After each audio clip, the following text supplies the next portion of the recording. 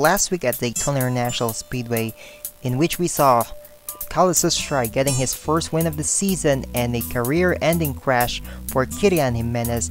Now that's it. Well, that weekend is basically over. Now we're heading down to the Lady in Black, the truck Too Tough To Tame, Darlington Raceway for the continuation of the 2024 PSRLA Cup Series playoffs.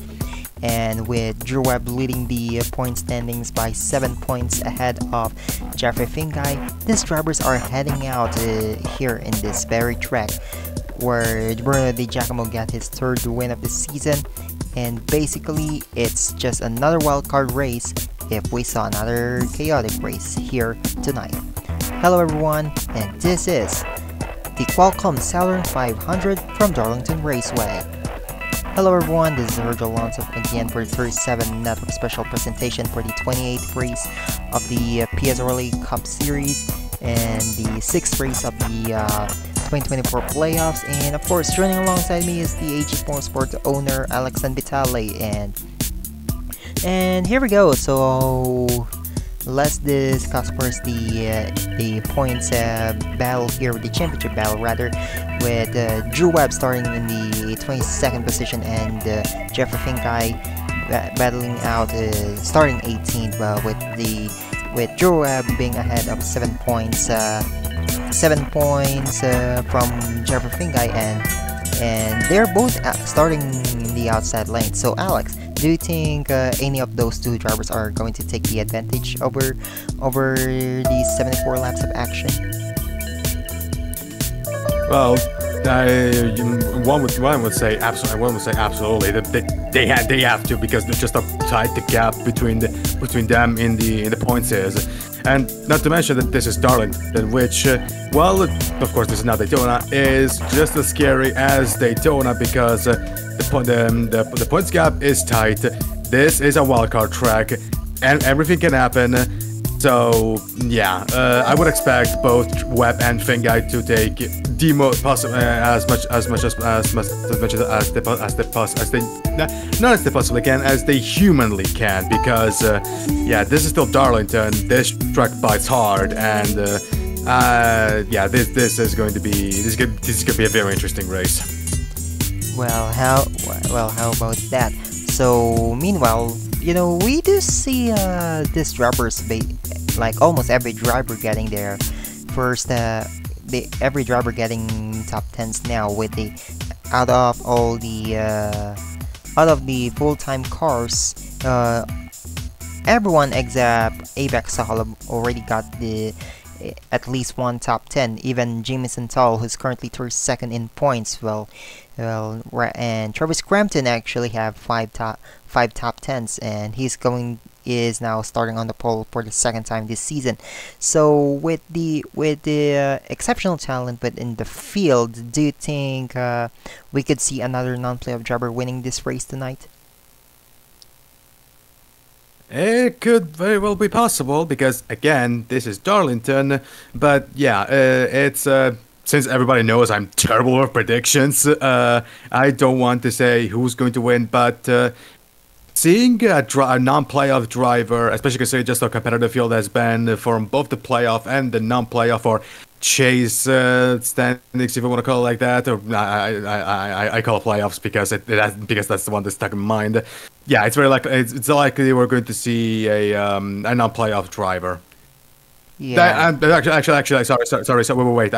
It's the possibilities of having a playoff drivers are, well, I want to say a little bit higher than the possibility of seeing a non-playoff driver are a little bit higher from a playoff driver, because there's more non-playoff drivers. But you know, this is stock car, so nothing is, you cannot exactly put stats on it, because yeah, it's stock car, so you know, there's always that bit of randomness to it. Yeah, well, basically you're saying that Darlington is pretty much unpredictable like Daytona. But anyway, so we saw the first Darlington race that we had this season with Bruno Di Giacomo. Actually, that race was chaotic when Bruno Di Giacomo edges out Matthew Hubert to the line in one of the closest finish of the season. Well, Well, could you see Bruno Di Giacomo, your own driver, winning for the fourth time this season right here? I hope so. Not just. I really hope that Bruno actually wins the race. I mean, he's starting third, isn't he? So yeah, I really hope that that he get if that he's going to win. At least if he's not going to win, that at least he's going to have a top 5 or something along those lines. Let's just hope that the luck that he had the luck in the engine and virtually everything else about the car that he had. Yeah, considering he's pretty much in 11th in standings right now, but hopefully he can rebound the second half of the playoffs. But hey, enough of the yapping right now, so here we go. Hang on. All right. So now, checking into the standings after five races to the playoffs. So right now, as I mentioned earlier, Drew Webb is currently have the 7-point advantage over Jeffrey Fingai, is standing right there in second. Well, Jonah Burridge is not really that far away, 35th in points, 28 points behind Fingai, and Angel Gutierrez 36 points behind, Bradley Ream 39 points behind, Cole Raymond 41 points behind, looking good for Team Palazzo Star, who's closing its shop after this season. Eric Monaco, Blaine Keys both tied at 7th, 50 points behind, and Nathan Stapleton 55 points behind, Zachary Fitzford 62 points behind, Bruno Di Giacomo 65 points behind, Scarlett Taylor 75 points behind, fitting into his number right now. But yeah, it is what it is for these guys, but basically all of them do have a chance, but but hopefully they could keep it up until at least the penultimate race of the season at Talladega. But yeah, another wild card track there, but again, as I mentioned, these drivers do have equal chance of winning the 2024 PSRLA Cup Series title here right now. So here we go. After everything that we've said, let's go trackside now for more action here. But here's the starting lineup presented by Bang Energy, the official energy drink of the PSRLA. So, on the pole here is the number 19 of Travis Crampton for Appalachian Motorsports. Well, alongside of him is the number 77 of Bernardo de Oliveira for Colorado Motorsports. Road to your winner from the first Darlington race is Bruno Di Giacomo in the number 7 for AG Motorsport, alongside number 13 of Alan Jefferson. Road 3 do have Bradley Ream in the 25 alongside the 43 of Tom Sloan. Row 4, Nathan Stapleton in the 79 alongside another driver for AG's Motorsport, 70 of Ray Smith, and row 5 sees Matthew Hubert, who got beaten by Di Giacomo to the line. Alongside here is the 71 of Code Silk. So, Alex, who do you think is gonna win this 74 lap dash here for the Qualcomm Southern 500? Well, outside of Bruno, because I really want him to do the sweep, I think I want to say De Oliveira. After all, that was the car that got Bruno's to win, so I think De Oliveira has a good shot with that car. Yeah, alright, well, the pace car's already in as Crampton and De Oliveira now going to the restart zone. Here we go, green, gets it to go. Southern 500 is now underway.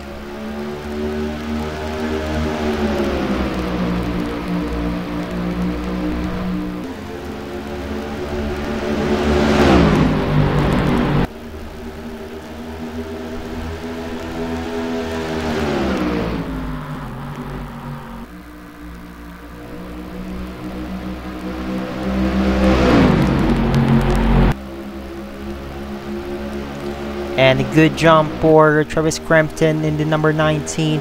So what a great lap for him. Gonna be a bonus points towards the championship for this Appalachian Motorsports driver.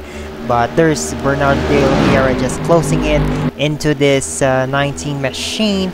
And of course, talking about those playoff drivers such as Bradley Ream and Bruno Di Giacomo, currently right now they're hanging around in third and fourth. Meanwhile, Tom Sloan barged himself inside the top 5 with Alan Jefferson, Nathan Stapleton, another playoff driver.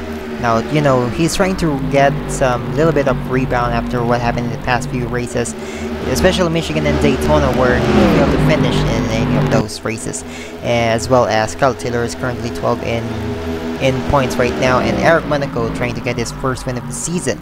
But going back here into the lead here, looks like here we go, here comes Bernardo de Oliveira going side by side with Travis Crampton. Travis Crampton still lead the lap, and looks like de Oliveira is gonna make a pass here into 1 and 2, and he's gonna be your new leader, number 77.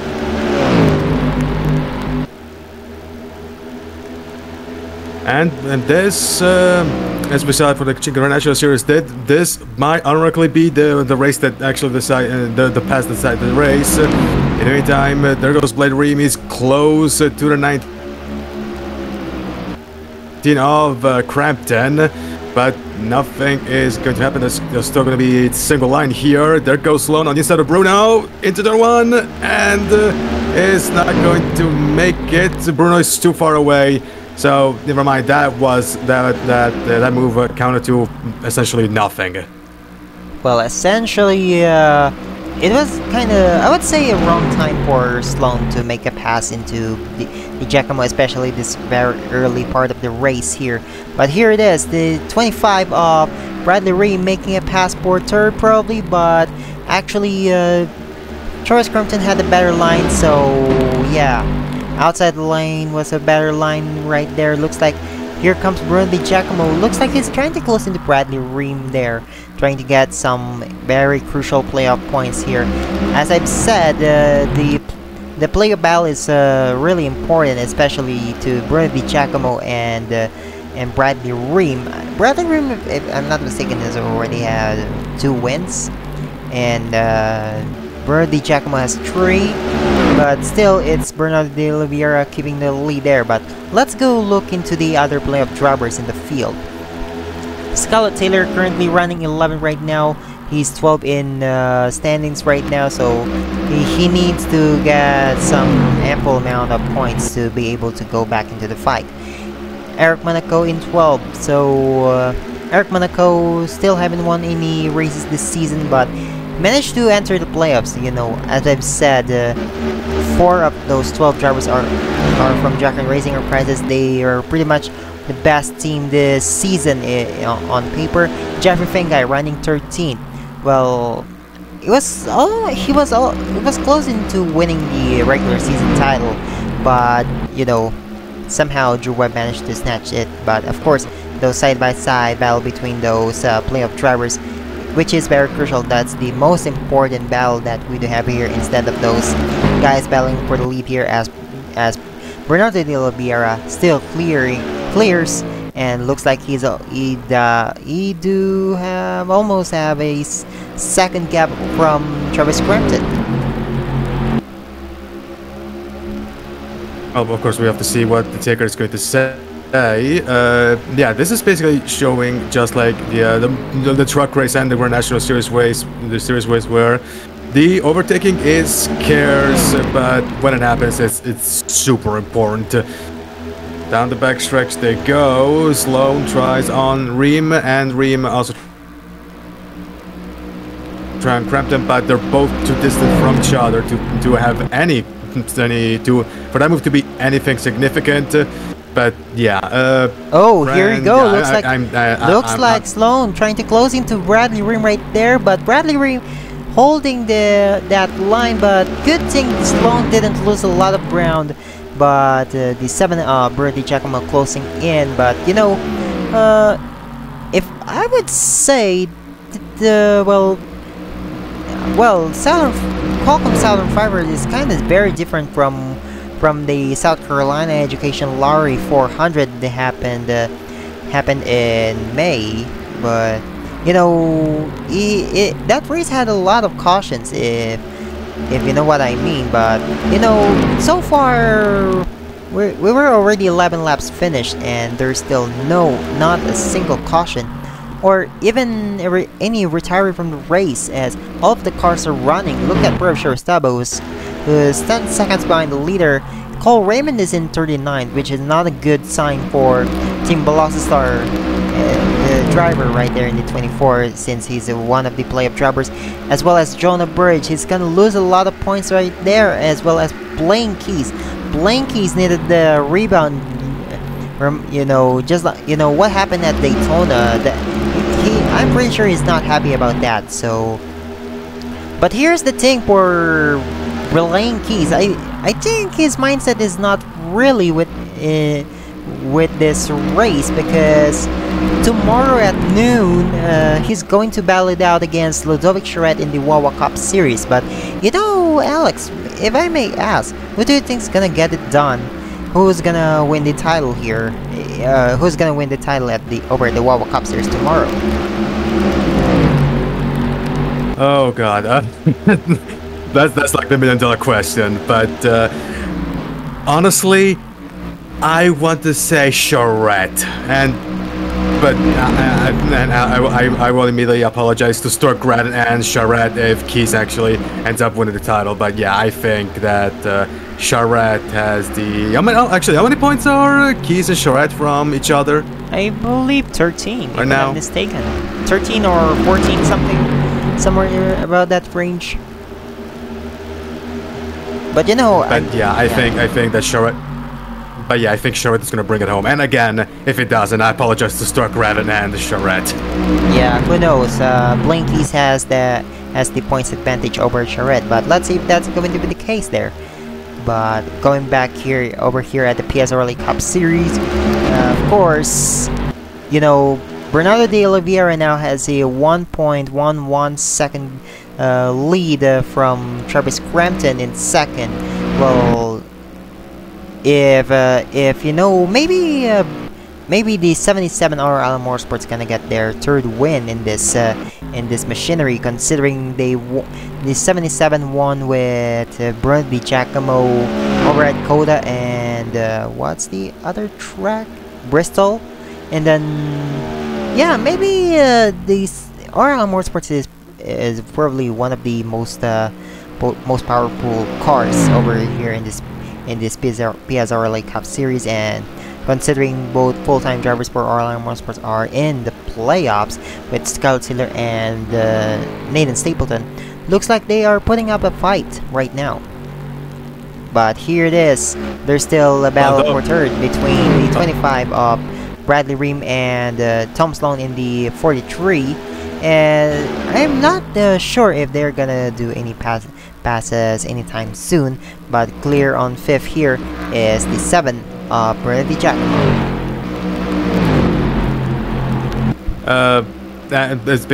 About this 77 car, I'm actually surprised that they've put so much stuff in. They put so much effort on making the 77 as fast as it is, because remember, this is a part-time car. This is not a full-time car.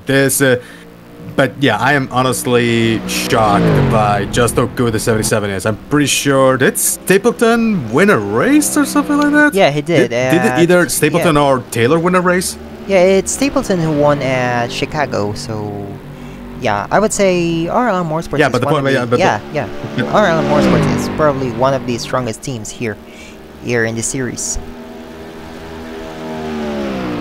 Yeah, but what I want to say is the fact that a part-time car has more wins than one of the main guys. So, of course, this is not a shot at the owner of OIM, but still, this is a bit of a weird thing that the part-timer just kicks the butt of the full-timers. Yeah, you're right, but I think what RL Motorsports is doing right now is, I believe they are attempting to put a third full-time car for next season, since, you know, you have to be in top 35 to get an automatic qualification for the Daytona 500 next season. You know, since charters will be abolished, and yeah, good thing we're gonna have those fair battle here. There's those people like Kelsey who always moans like bias over 10 whatsoever. They're saying that PSRLA Cup Series is biased whatsoever, yada yada yada. But you know what I mean. I mean, if they're going to fit a third car for next year, and the car is just as fast as this one, OEM is going to win the championship easily. Yeah, definitely that would be the case if that happens.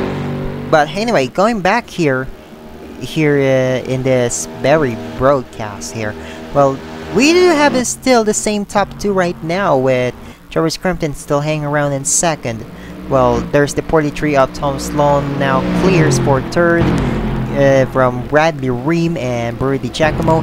The top 5 are actually pulling away from both Trey Smith and Nathan Stapleton, with Jeffrey Fingai now barging inside the top 10. It was, well, the last time we talked about him in this race.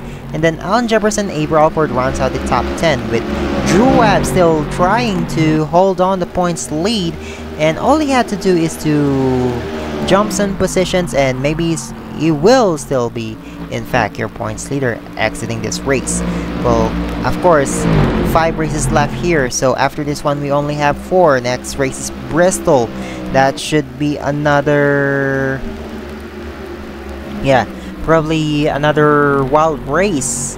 Then Rockingham, and then Talladega, another wild track, and then of course we're coming to conclude the 2024 season at Homestead.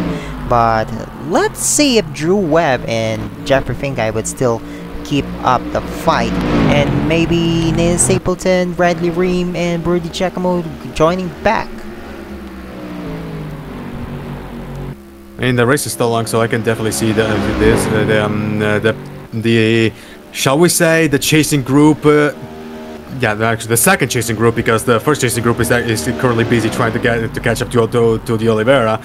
But yeah, Daytona, Darlington, Bristol, and then West of Rockingham, Talladega. That's a nightmarish set of tracks so late in the season. Not that the Grand National Series is actually any better, because I mean, outside of Talladega it's exactly the same, but still, outside of Rockingham, that's a very, very nightmarish selection of tracks for so late in the season and in the playoffs. Yeah, basically that. But here's the thing. Here's the thing. Maybe this guy's sport days are in super speedways, considering. Let's see other drivers. I mean, Bradley Ream last season won at Daytona. He swept those Daytona races, and he won Homestead as well. So he pretty much swept those Florida races. But of course, Florida, basically his forte tracks. Bruno Di Giacomo, he won at Bristol on a day race, but let's see if he can do the same at night race. Then Jeffrey Fingai already won 4. Well, I'm not really sure what he thinks about Rockingham and Bristol. Then Nathan Stapleton, it's kind of one of the good guys over at the super speedways.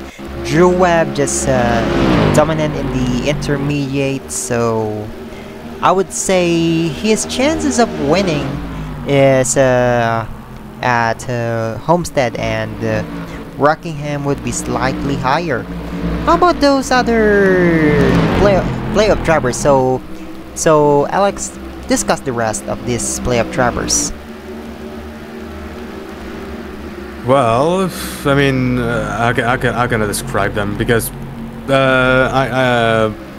oh god, I mean, I honestly, I'm actually having a hard time describing the playoff grid, because for all intents and purposes, I mean, one guy that definitely would talk about is Gutierrez, who was apparently in tune with the big events. I mean, this guy, other than winning the Indianapolis 250 last year over at AG, he also won the Cook 600, and did he also win the Brickyard 400? No, Brickyard 400, no. For what I know, he just Indianapolis is just basically his lucky track, because two instances, Indianapolis are both final races of the regular season. Well, he qualified into the playoffs out of nowhere. Okay, but still, the thing is, this guy has a thing for winning at big events. So I definitely by that logic, I'd say he's got a good shot at Daytona. As for Taylor, I have no real thing for Taylor, honestly. Yeah, me Same too. thing for Monaco. Same thing for Monaco, because not to say that, I mean, if they're in the playoffs, it means that they did good enough to actually be in the positions needed to make it in the playoffs. But basically, you guys that you just mentioned, Drew Webb, Jeffrey Finguy, even Bruno. All these guys that you mentioned have the biggest shot at a playoffs, and if it's Stapleton, Brother Ream, and basically you already did the list of the good drivers. There goes, in the meantime, the Giacomo passed 3. We finally got an overtake after a couple of laps. But yeah, you pretty much made the list for me. Yeah, how about let's go back into the lead here. Now, here comes the 77 of Bernardo de Oliveira coming into the pits, and as the pit cycles are about to begin, he stopped at lap 34, so it means he's more likely gonna have a two-stopper, or these guys are gonna have a two-stopper, so maybe a fuel mileage race for these guys, or maybe not, because I'm not really sure. But hey, Torres Grumman is back in the lead. So let's see if there are other guys who went into the pits other than... Oh, I believe Purshiristava or Blinkies hit the wall. Not really sure, but... Yeah. Only the 77 of Bernardo de Oliveira went down. Now, Tom Sloan, Bradley Ream, Drew Webb went down. So again, looks like it's gonna be a split strategy, so... Trebardo is going out to the pits, and also Hubert is going to the pits as well. And Chiristava and Sil. Oh, it was Sil who actually hit the wall. Top break for Cody Sil. He started 10th, and right now is pretty much in the bottom of the bag right now. So, yeah, basically a top break for your Daytona 500 winner, the 71 Cody Sil. But yeah, obviously a top season for him. Now your leaders are now coming down. Travis Crampton, then the 7 of Bruno Di Giacomo, 41 Jeffrey Finguy. Some guys still managed to extend they stretch their fuel, such as here's the 79 of Nathan Stapleton for Arthur Allen Motorsports. It's now coming down along with Avery Alford. Not sure about the 59 of Ella Baker is also coming down. Tony Brady's also coming down. And looks like the Citas Kilgore, I thought it's gonna be blocked by Tom Sloan, but it's just managed to slow down. Then Sustrai, your last week's winner, Jonah Burge, also coming down. Now, will the 77 of Bernardo de Oliveira go back into the lead here? And maybe I would say my prediction would be Bernardo de Oliveira going to win this race for, I would say, the largest margin this season. Honestly, I have no idea. I mean, I'm also picking. I picked at the beginning of the race of De Oliveira winning. But as for the biggest margin, I have no idea. As the rest of the car get back into the track after the stop. But yeah, speaking of the Oliveira, honestly, I don't want to hazard a guess on the gap, because if you remember the truck race, the Ty Walker did win, but the gap was severely reduced. Well, Ryan Little was helped by the 30 of Dylan Ware, which by the way, great race from Dylan Ware, and I have no idea what did they put in his car in both Darlington races, but that performance by Little was incredible. How about, well, the 50 of Drew Webb actually jammed positions and is right now in 3rd. So now the 77 Bernardo de Oliveira actually extends his lead to 7.4 seconds, and now the 50 of Drew now attempting to pass Tom Sloan for second, and maybe he's gonna try to do it into turning into 1 and 2, and Sloan has a better line. No, he didn't. And wow. Cody Sill hits the wall again. Cody Sill hits the wall again, and is bad stop anyway for the 19 of Travis Crampton. Fell down to 5th. Now Jeffrey Fingai 6, Bruno Di Giacomo 7, Trey Bartow 8, then Matt Hubert 9, and Trey Smith running out the top 10. But actually Kyle Sharp surprisingly is in 11.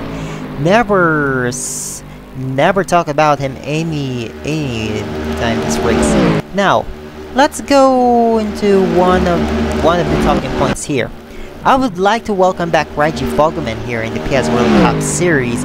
Your last season's runner-up was suspended indefinitely for undisclosed reasons, but he is right now running 22nd, so it's a great thing Reggie Fogelman is back. So, by the way, he already had a confirmed ride in 2025, which he's gonna be driving the number 95 for Appalachian Motorsports, Caleb's team, so great signing for the team.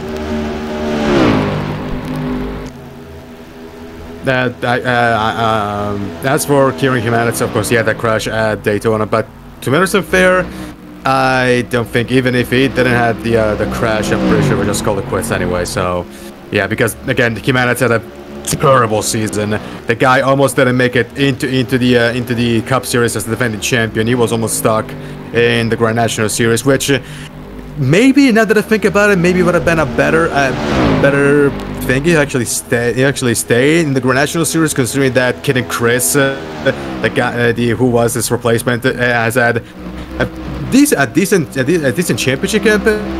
I mean, he's nowhere near the championship battle, of course, but he has had his fair share of brilliance. But yeah, it's good that Fogelman is at least one of the two guys that were fighting for the championship last year is back, and let's hope this time he's actually going to behave.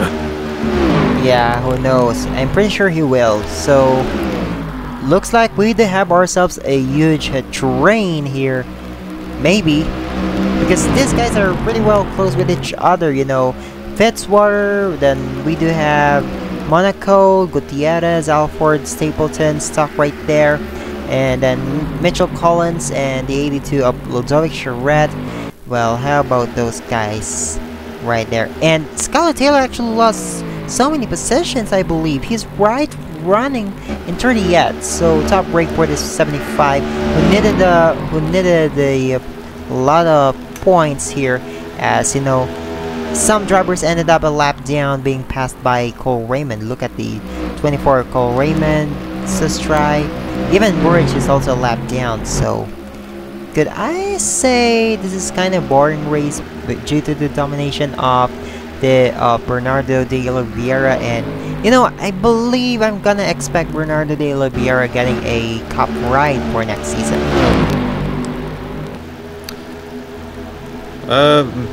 Considering I'm pretty sure he actually confirmed that he was going to be in Cup. I mean, he said pretty early that he wasn't going to drive for the Grand National Cup, he wasn't going to race in the Grand National Series, when we thought the Grand National Series was going to go past this year. But yeah.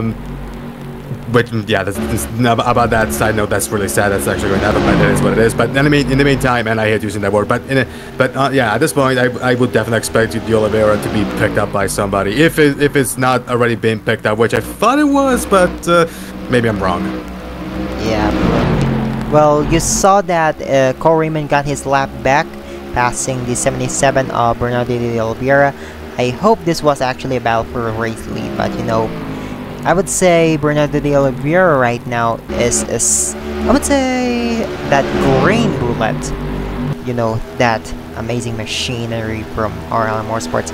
If they manage to win this race, this could be the 4th win for RL Motorsports, the 3rd win for the 77 machine. Considering it's a part-time car, but who knows? Blaine Keys fell down the order, Matt Tuck, and to the nickel, and yeah, there's a lot of lap cars behind. Yeah, there's a lot of lap cars as Blaine Keys hits the wall, and then pretty much a lot of lap cars ahead of Tom Sloan to pass if he wants to catch into Bernardo de Oliveira. But good news is that the lead of Bernardo de Oliveira got cut off by around a second. So, actually, no, I'm not gonna say it because I said the same thing for the trucks and then it didn't happen. But and also for the Grand National Series, if you saw the race, you know what happened in the finale. So I'm not gonna say anything. But I guess we can call this race boring, but but you know what? Boring race is better than a total crash fest. I agree. As Burridge managed to get his lap back, so should there be any caution, then at least he do still have a chance to fight for positions.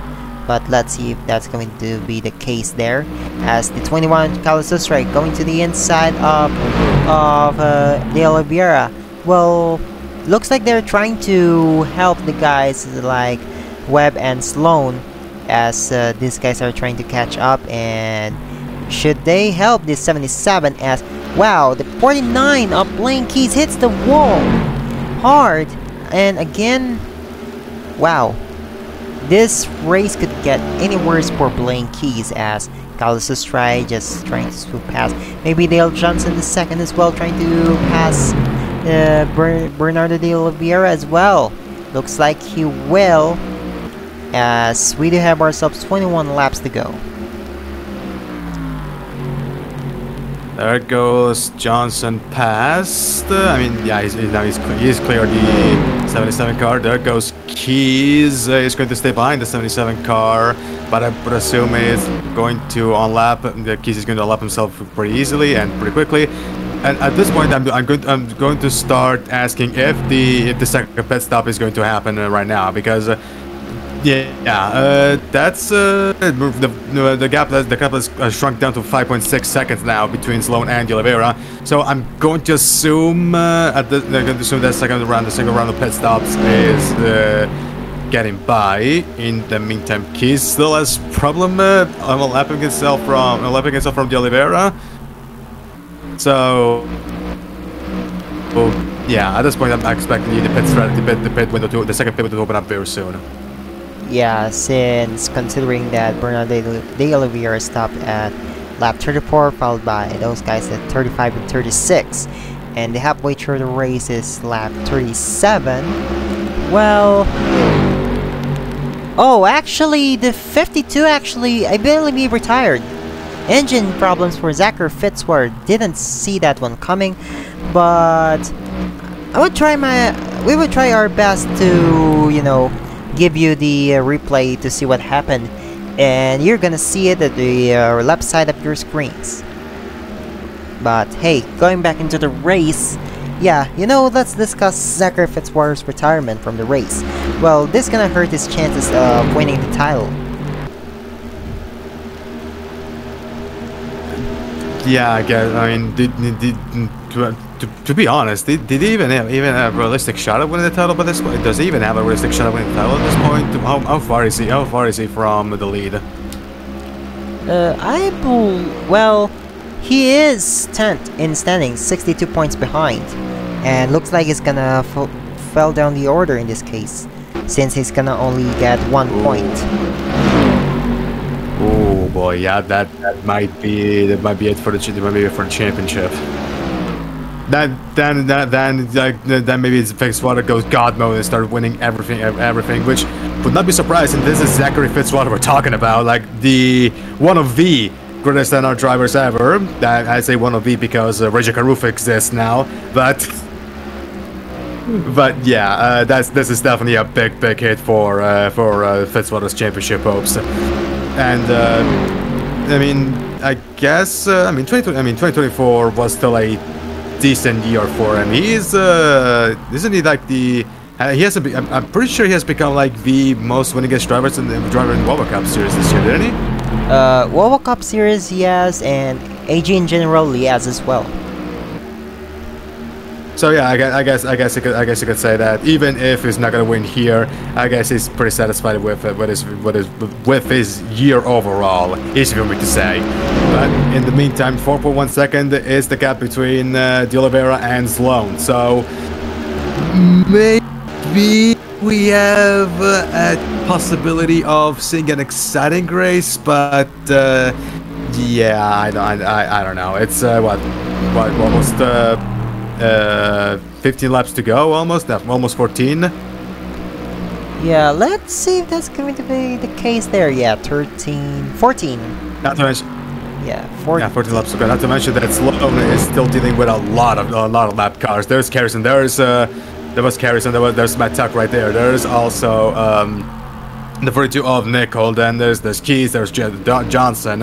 Unless these guys manage to lap themselves, and as you saw, Keys had plenty of difficulties doing that. So I don't know. Yeah, how about those guys? Well, I would say maybe the 77 of Bernardo de Oliveira could keep this up, but you know, these guys are coming.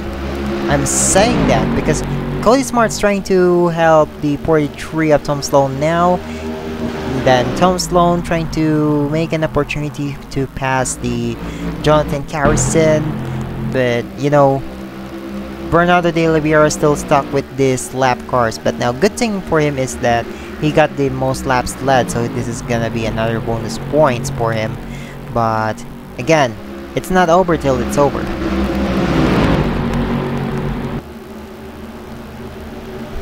Indeed, it's not. And you were lagging, but anyway, 43.9 seconds is the gap, and actually I want to say that it's sort of stabilized because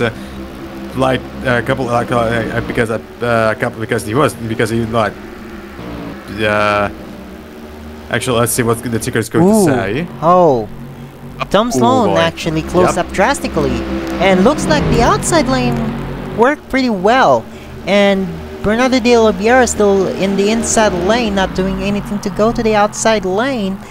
But maybe his power is kind of overused right now, as Anthony Nicol now trying to pass from the outside maybe, but not quite yet. 10 laps to go for Bernardo de Oliveira. Yeah, that was another 4 tenths that Sloan has recovered. So at this point, the Oliveira's tires are just suffering, and yeah, I have no idea how he's going to make it with 10 to go, with tires that are basically screwed, that are definitely screwed for emergency, and keeping that gap and keeping that gap. So Stry hits the wall coming out of turn 4, and now looking into the gap, checking into the gap. Here you go. Well, he closed just a little bit, so all he had to do is to pass Jonathan Carrison if he wants to have some chances into closing into the 77 of Bernardo de Oliveira. Now, again, the question now is if they still have to stop as Anthony Nicol. Wow, what a move going to the inside, but still, well, he's unable to unlap himself, and now looks like the Bernardo de Oliveira has a great run, and the gap was still the same. Matt Tuck hits the wall, earning himself a Darlington stripe. Now, could be this the same as, oh dear, looks like Tom Sloan, Drew Webb, and Bradley Ream were able to pass these lap cars. Now, you guys still have to check the ticker on your top left if he was able to close by. And no, he pulled away a little bit. Actually pulled away. Also because yeah, like he gained 4 tenths right on that lap. Definitely because he had to deal with all these lap cars. But yeah, and what's even worse is the fact that Sloan and Webb and Ream still have to deal with another 3-lap car, so unless they manage to clear themselves, which looks like might be the thing that Nico is going to do. Yeah, the drag race, and Nico is going to unlap himself, I want to say. The 50 of Europe now passes for second from Tom Sloan. Considering Tom Sloan is not a playoff driver and Joab is, he's more likely going to be extending his points lead.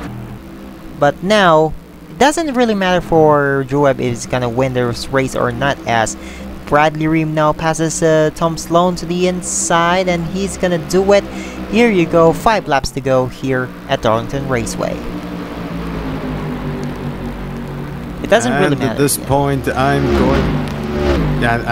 going to start questioning if Sloan's tires also scream for mercy, because yeah, it was just over. Webb and Ream just overtook him like nothing. So I'm going to guess that. I'm guessing that Sloan's tires are also dying out on him, and there goes Nickel. Finally managed to unlap himself from the Oliveira, and looks like Tuck is going to do the exact same thing. Joab close by.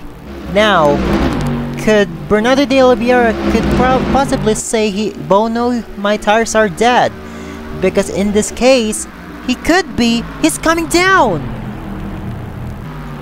There it goes. Ooh, Tom Sloan stays out. Okay. It's gonna be a, tire issues for these guys, that's for sure. That's why they had to come down. Now, 3 to go for Tom Sloan. Now this is the final lap drama that we were expecting from the truck race and the Grand National Series race. Could this be the same thing happen at Dover over at the Wawa Cup Series? Tom Sloan's coming down. Travis Crampton stays out, as well as Jonathan Carrington is a lap car, but wow, Travis Crampton trying to extend this one. 2 laps to go for Travis Crampton and Appalachia Motorsports. Could Travis Crampton possibly be able to make an upset victory right there? But Appalachia Motorsports already have a win over at Nashville, I believe. Matthew Hubert it is. But here we go. He's not coming down. He is not coming down. Now, here we go. Coming here. White flag next time by 1.367 miles to go for Travis Crampton here in the number 19 Brand Agriculture Chevrolet for Appalachia Motorsports. Just 2 more turns for him to go, and the 77 is officially lapped down. He choked this race, Minnesota Vikings. Well then. There you go. Well, never mind, I guess. Yeah. Here you go, coming out of 3 and 4. He had a great race.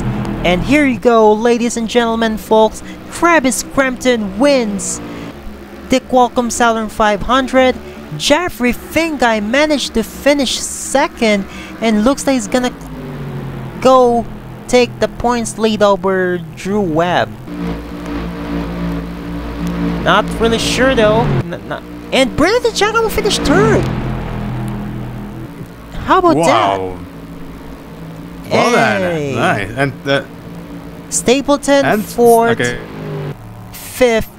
Wow. Stapleton 4th, 5th is Monaco. Then we guys gonna discuss this once we show the point standings. But what a race, Caleb! This is not in the script. This is the PSRLA Cup Series, for goddamn sake. And Skeleton retired? For what reason?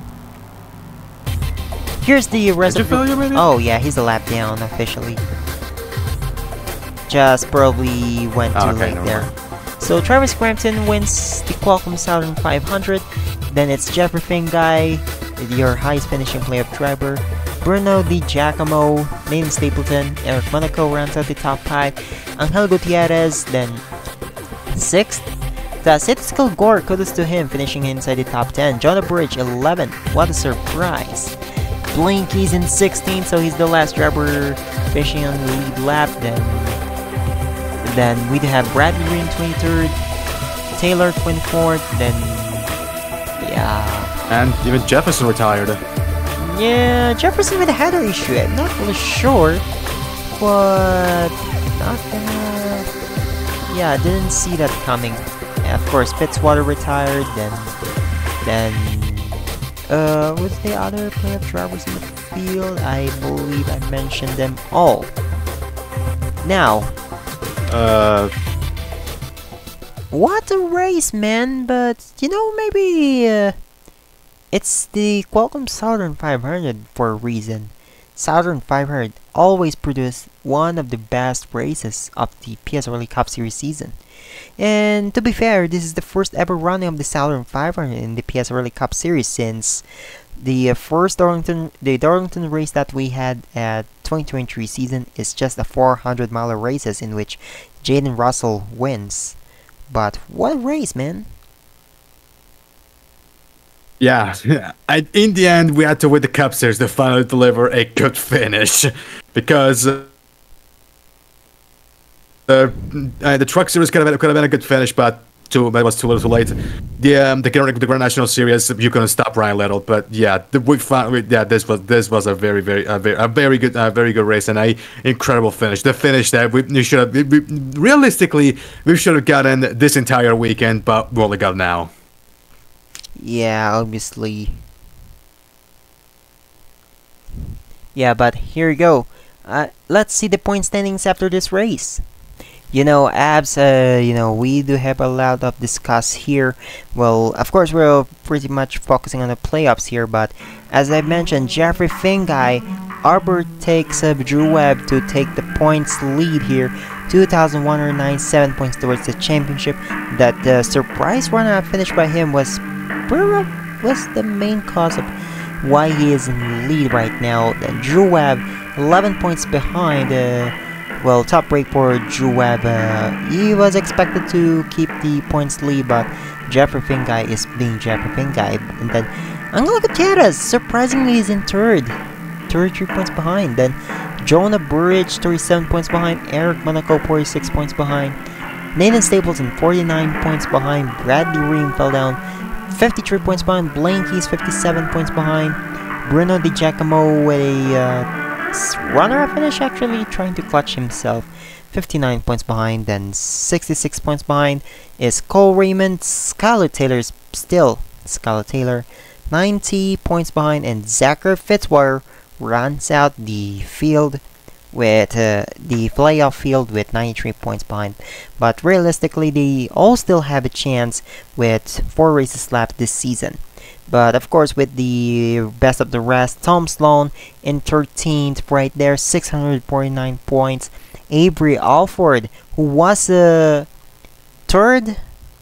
Wait. Hello. I think we should have fact check first before saying that Reggie Fogelman actually finished runner up, because I think it was Alford. Sorry, but anyway, Alford 14th, Brady 15th, Bartos 16th, and then there's the rest of your, pretty much yapping results. So, Alex, final thoughts about the race? Well, I mean, I've already said virtually everything that I wanted to say previously. So yeah, I have nothing else to say other than I dreading, and also I'm excited and dreading for what is going to happen at Bristol. Yeah, Bristol, probably one of the most chaotic night race that we would have here. Well, but of course, I would say wildcard race, so should we prepare our bingo cards on guessing what's gonna happen with these races? But who knows? We're not who's this one? We're not Nostradamus to predict those things. And actually, thank God we're not Nostradamus, because he got stuff wrong, like, really badly. oh well, it is what it is. But I mean, remember the time? I mean, there was the time it said that the world was going to end in 1999, and we're still in 2024, and everything is fine. So fair. But hey, you know, enough of those history discussions there. But hey, history is gonna be revealed over at September. So thank you guys very much for watching. Next race is gonna be at Bristol, the Mobile 1 500. No, it's not Mobile 1 night race, it's Mobile 1 500 at Bristol Moore Speedway. So so thank you guys again for watching the special presentation of the 37 Network right here at Darlington Raceway for the running of Qualcomm Southern 500. On behalf of Alex and Vitaly, so long and congratulations to Travis Frampton.